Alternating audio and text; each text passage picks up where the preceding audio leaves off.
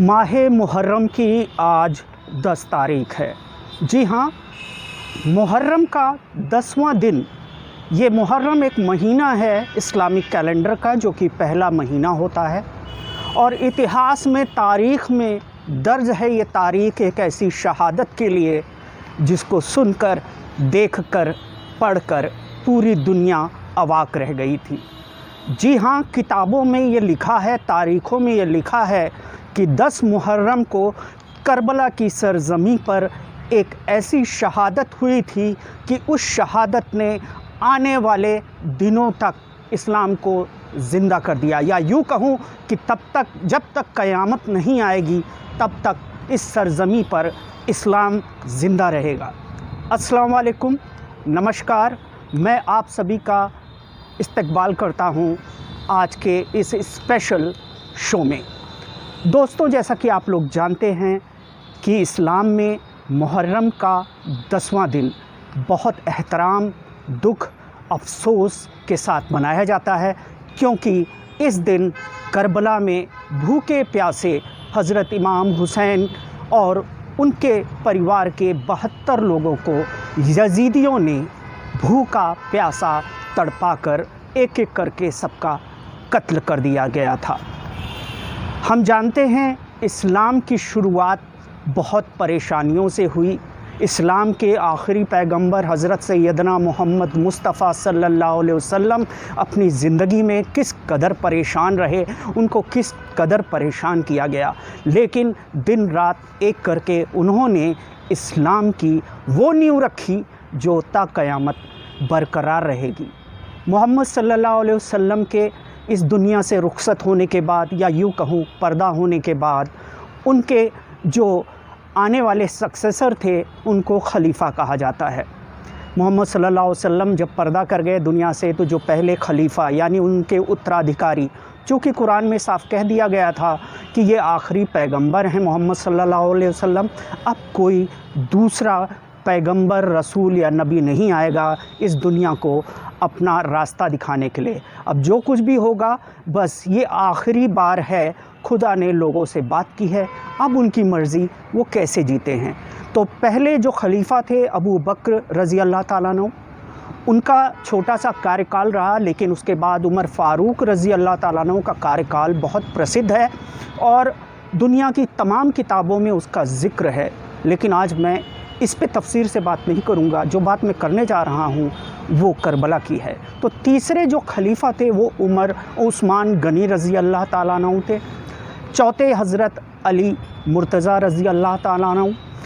हज़रत अली मोहम्मद सल्लल्लाहु अलैहि वसल्लम के दामाद थे, और हज़रत सल्लल्लाहु अलैहि वसल्लम की जो बेटी फ़ातिमा थी वो हज़रत अली रज़ी अल्लाह ताला अन्हु से ब्याही थी। हज़रत अली के 2 बेटे हज़रत हसन, हज़रत हुसैन थे, जिनमें से हज़रत हसन अली के बाद 6 महीने तक वो खलीफ़ा रहे। लेकिन उनकी खिलाफत के समय ही बनु उमैया, जो कि एक ख़ानदान था जिसमें अक्सर देखा गया कि बनु हाशिम यानी मोहम्मद सल्लल्लाहु अलैहि वसल्लम के जो ख़ानदान के लोग थे उनसे वो बुग़्ज़ रखते थे, कुछ ना कुछ वो ऐसी हरकतें करते थे जिससे कि खून रेज़ी बढ़ सकती थी।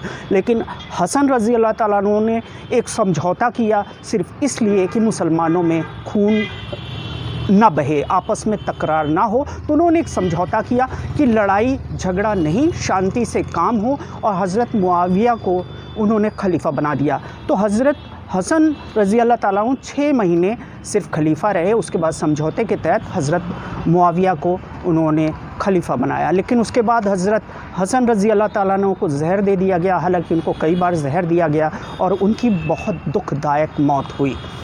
उसके बाद मुआविया के साथ हज़रत रज़ी अल्लाह ताला अन्हु का एक एग्रीमेंट था कि जब आप खलीफ़ा के आखिरी मुकाम पे होंगे, यानी जब आपकी मौत होगी, तो उसके बाद ये खिलाफत वापस हज़रत हसन या हज़रत हुसैन जो भी रहेंगे उनके हाथों में चली जाएगी। लेकिन यहीं पे तारीख़ कहती है कि हज़रत मुआविया ने अपनी ज़िंदगी में ही अपने बेटे यज़ीद को खलीफ़ा मुकर्रर कर दिया था, जो कि पूरे एग्रीमेंट के ख़िलाफ़ था। और ऐसा भी कहा जाता है कि मुआविया के ऊपर प्रेशर बनाया था यज़ीद ने। अब जो भी सच्चाई हो, इस पे बहस में हम नहीं पड़ेंगे, लेकिन यज़ीद एक बदबख्त इंसान था, शराबी, जुआरी और हर वो काम करता था जो इस्लाम में बहुत ही बुरी या हराम मानी जाती है। यजीद ने बलपूर्वक खिलाफत की कुर्सी संभाली और यहीं से शुरू हुई वो लड़ाई जो बहुत बड़ा हमको सबक देकर गई। हज़रत हुसैन रज़ी अल्लाह ताला अन्हु उस वक्त थे, उनके बच्चे थे, उनका परिवार था, मदीना में थे। जब उन्होंने सुना कि दमिश्क में, जो कि यजीद की राजधानी थी, दमिश्क में ही वो बैठता था, वहाँ से उसने हुसैन रज़ी अल्लाह ताला अन्हु को खबर भेजी कि हमारे हाथ में बैत कर लीजिए। लेकिन हुसैन ने ये बात नहीं मानी और उन्होंने कहा कि ये कभी नहीं हो सकता, क्योंकि ये गलत है और यजीद ऐसा इंसान है जो इस्लाम के काबिल नहीं है, और अगर मैंने उनको बैत कर लिया तो इस्लाम के जितने भी चाहने मानने वाले लोग हैं सब बैत कर जाएंगे और कभी भी कोई बात होगी तो यही दुहाई देंगे हम क्या करते। हुसैन रज़ी अल्लाह ताला अन्हु ने बैत कर लिया था। तो यही सोचकर बहुत पशुपेश में पड़ गए हुसैन रज़ी अल्लाह ताला अन्हु, और फिर उनको पता चला कि यजीद लश्कर भेज रहा है मदीना। ये सोचकर कि मदीने में खून रेज़ी ना हो, हुसैन रज़ी अल्लाह ताला अन्हु अपने परिवार के साथ चल दिए मक्का, और जाने की वजह थी हज।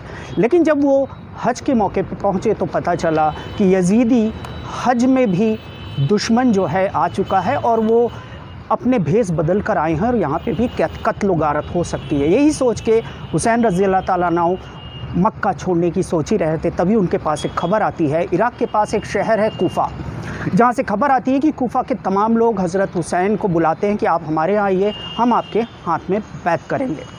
यहाँ से शुरू होती है वो बात जो आगे इतिहास के पन्नों में दर्ज है।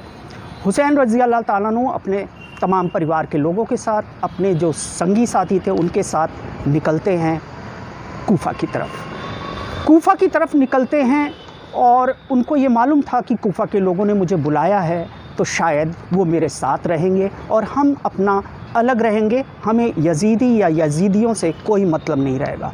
लेकिन इसी बीच यजीदी लोगों को पता चला, यानी यजीद को पता चला कि कूफ़े के लोगों ने ऐसा कहा है, तो वहाँ पर उसने अपने जो गवर्नर मुकर्रर कर रखे थे उनसे ज़ोर ज़बरदस्ती की और फिर बाद में कूफ़ा के लोग भी पलट गए। इसी बीच हुसैन रज़ी अल्लाह ताला अन्हु को खबर मिली जब ये रास्ते में थे कूफ़ा जाने के कि कूफ़ा के लोग पलट गए हैं और वहाँ जाना ठीक नहीं है। लेकिन हुसैन रज़ी अल्लाह ताला अन्हु ने एक बात कही कि तारीख़ गवाह रहेगी कि मुझे कूफ़े के लोगों ने बुलाया और मैं जा रहा हूँ। अगर आज मैं लौट गया तो शायद कल इतिहास में ये कहा जाएगा हमने तो हुसैन को बुलाया था, हुसैन नहीं आए, हम क्या कर सकते हैं, इसीलिए हम यजीद की बात कर गए। बस इतिहास में अपने नाम को गलत तरीके से इस्तेमाल ना हो, उन्होंने कहा नहीं अब मैं लौटूंगा नहीं, मैं कूफ़ा ज़रूर जाऊंगा। जब यजीद को पता चला कि अभी भी हुसैन नहीं रुक रहे हैं और बढ़ रहे हैं तो उनको एक जगह पे रोका गया जिसको हम करबला के नाम से जानते हैं, और करबला जिस जगह पे है वहीं पे एक नहर है जिसे हम फ़रात कहते हैं। तो नहर फ़रात के बगल में ही फ़ौज यजीद की आई और उन्होंने हुसैन रज़ी अल्लाह ताला अन्हु को उनके पूरे दलबल के साथ रोक लिया और वहीं पे तंबू गाड़े और वहीं पे हुसैन रज़ी अल्लाह ताला अन्हु के ऊपर प्रेशर बनाने लगे कि आपको यजीद की बैत करनी है। और यजीद तो खुद नहीं था, बात सच है, लेकिन उसके जो गवर्नर थे जिनमें से कि कुछ नाम है मैं बताता चलूँ, जिसमें एक उबैदुल्लाह इब्ने ज़ियाद ये गवर्नर था, उमर इब्ने शाद, शिमर इब्ने दिल जौशन, अल-हूर इब्न अल-तमीमी, ये 4 गवर्नर्स थे और बहुत ही ताकतवर गवर्नर थे। तकरीबन 30,000 की फ़ौज थी इनके साथ और इन्होंने हुसैन रज़ी अल्लाह ताला अन्हु और उनके परिवार पे ज़ोर ज़बरदस्ती करने की शुरुआत की। और ऐसा कहा जाता है कि 7 तारीख मुहर्रम की 7 या 8 तारीख को नहर से जो पानी लेकर ये लोग इस्तेमाल कर रहे थे उसको भी रोक दिया गया, यानी 7, 8, 9, 10, यानी कि इतने दिनों तक हुसैन और उनके परिवार के लोग भूखे प्यासे थे, उनके पास कुछ भी नहीं था और ये लोग लगातार उनके ऊपर प्रेशर बना रहे थे। यहाँ तक कि हुसैन रज़ी अल्लाह ताला अन्हु, जो कि सच ये है कि कहानी यही बताती है, हमारी किताबें यही बताती हैं कि हुसैन रज़ी अल्लाह ताला अन्हु का ज़रा भी मकसद नहीं था कि किसी प्रकार की लड़ाई हो, खून रेज़ी हो। शायद इसीलिए उन्होंने मदीना छोड़ा, मक्का छोड़ा। और यहाँ तक कि वो अपने साथ छोटे छोटे बच्चे, ख़वातीन, औरतें, बीबियाँ, बहुत छोटे छोटे मासूम बच्चे थे और सबसे छोटे बच्चे अली असगर थे जो तकरीबन 6 साल के थे, 13 साल की बच्चियाँ थीं, 6-7 साल के बच्चे थे। तो ये कहा जाता है कि अगर हुसैन जंग लड़ने गए होते तो शायद ऐसे लोगों को साथ नहीं ले जाते, और ये सच है।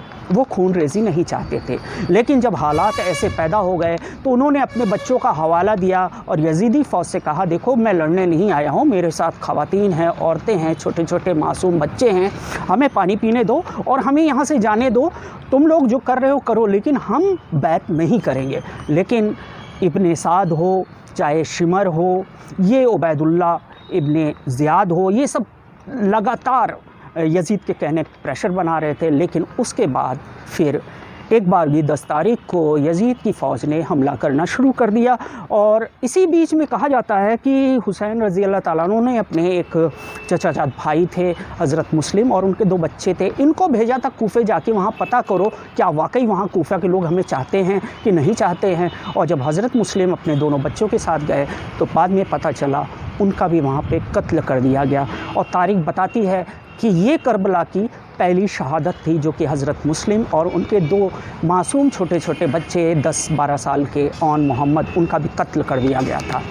इसी बीच में करबला में जब जंग शुरू हुई तो इमाम हुसैन के पास तकरीबन 100 लोग या 150 लोग थे, जैसा कि अलग अलग रिवायतों में आता है, जिसमें से 72 तो उनके अपने परिवार के लोग थे, जिसमें औरतें और छोटे छोटे बच्चे शामिल थे।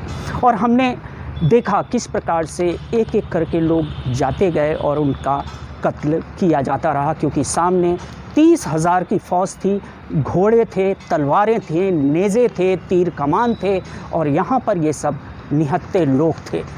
इनकी कैसे शहादतें हुई वो तो आपने तारीख़ों में पढ़ा ही होगा, लेकिन जो सबसे मेन है वो मैं बताने जा रहा हूँ। हज़रत हुसैन के साथ जो मेन ख़ास लोग थे, जिनको लोग आज भी याद करते हैं, जैसा कि आपने अलम देखा है कि ताज़ियादार अलम निकालते हैं, वो झंडे जो हज़रत अब्बास लेके चला करते थे, उनके नाम से ये अलम आज भी निकलते हैं। दूसरी चीज़ हमने देखा है कि मेहंदी निकलती है। ये हज़रत इमाम हुसैन के छोटे बच्चे थे, जो कि मात्र 6 महीने के थे, शीर ख्वार थे, और कहा जाता है कि जो झूला निकाला जाता है वो हज़रत इमाम अली असगर के नाम पे निकाला जाता है। तीसरी चीज़ जो आप मेहंदी देखते हैं, मेहंदी दरअसल हज़रत इमाम हसन रज़ी अल्लाह ताला अन्हु, जो कि बड़े भाई थे हज़रत हुसैन रज़ी अल्लाह ताला अन्हु के, उनके बेटे थे। उनकी उम्र 13 साल थी, और जंग पे जाने से पहले उनकी ख्वाहिश थी उनकी माँ की कि कासिम की शादी कर दी जाए, और इसीलिए शायद उनको रात में मेहंदी लगाई गई थी, और उन्हीं हज़रत कासिम का भी कत्ल कर दिया जाता है। तो हज़रत कासिम के नाम की जो मेहंदी निकलती है, मकसद ताज़ियादारों में देखते हैं मेहंदी निकलती है, अलम निकलता है, झूला निकलता है, दुलदुल दरअसल हज़रत इमाम हुसैन के घोड़े की बात है, जिस घोड़े के साथ इमाम हुसैन शहीद हो गए थे।